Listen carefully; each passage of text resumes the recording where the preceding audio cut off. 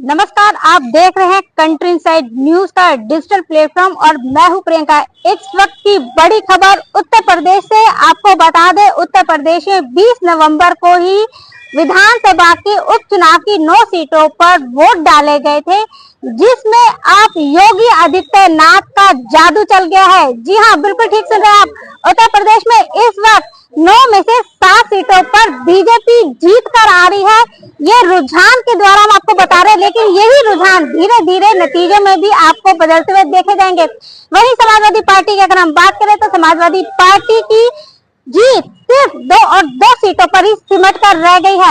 आपको बता दें, सबसे ज्यादा हॉट सीट मानी गई कानपुर की सीसामऊ की सीट, जिसमें बीजेपी ने भरपूर जोर लगाए। योगी आदित्यनाथ भी वहां पे गए थे और लोगों से उन्होंने कहा था कि हिंदू एक हो जाए, लेकिन उसके बावजूद भी आपने देखा कि समाजवादी पार्टी सीसामऊ से आ गई है। नसीम सोलंकी की जीत हुई है, जिन्होंने 8,629 वोटों से जीत दर्ज कराई है। तो सबसे बड़ी जीत समाजवादी पार्टी की हुई है कानपुर की सीसामऊ सीट से। लेकिन उत्तर प्रदेश की 9 सीटों में से 7 सीटों पे बीजेपी की जीत हुई है।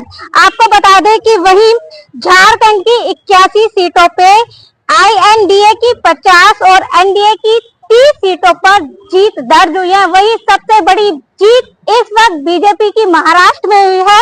महाराष्ट्र में 288 सीटों में से 221 सीटें NDA के खाते में गई हैं, तो वही 55 सीटें IND के खाते में गई हैं। वही आपको यह भी बता दें, केदारनाथ, जी हाँ, उत्तराखंड की केदारनाथ सीट पर भी उपचुनाव हुए हैं। वहां पे भी बीजेपी की आशा नोटियाल की जीत हुई है। ये सबसे बड़ी जीत कहा जा सकता है बीजेपी के लिए।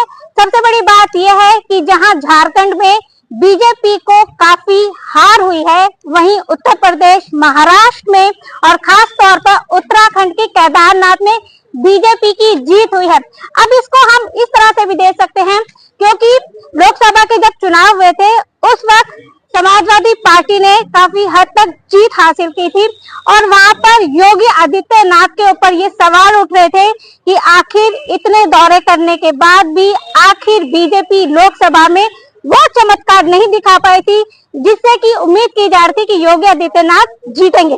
लेकिन अब हाल ही में ये जो उपचुनाव हुए हैं, इसका जो रिजल्ट आया है, जिसमें योगी आदित्यनाथ का पूरी तरीके से जादू चल गया है। लेकिन सबसे बड़ी बात ये भी कह सकते हैं कि ये जो उपचुनाव हुए हैं उत्तर प्रदेश की 9 सीटों में, इसको 2027 के सेमीफाइनल के तौर पर देख सकते हैं। तो सबसे बड़ी खबर हम आपको दे रहे हैं कंट्री इनसाइड न्यूज के तौर पर कि उत्तर प्रदेश की 9 सीटों में उत्तर प्रदेश में फिर से भारतीय जनता पार्टी योगी आदित्यनाथ का जादू चल गया है। अगर इसमें और भी कोई अपडेट आती है, आप इनको ये समझ लीजिए कि ये जो रुझान है वो धीरे धीरे नतीजों में तकरीबन थोड़ा बहुत ही उलटफेर हो सकता है, लेकिन ये बात पक्की हो चुकी है कि बाबा का जादू फिर से उत्तर प्रदेश में चल गया है। इसी तरह की तमाम खबरों को देखने और जानने के लिए आप जुड़े रहिए कंट्री इनसाइड न्यूज के साथ। नमस्कार।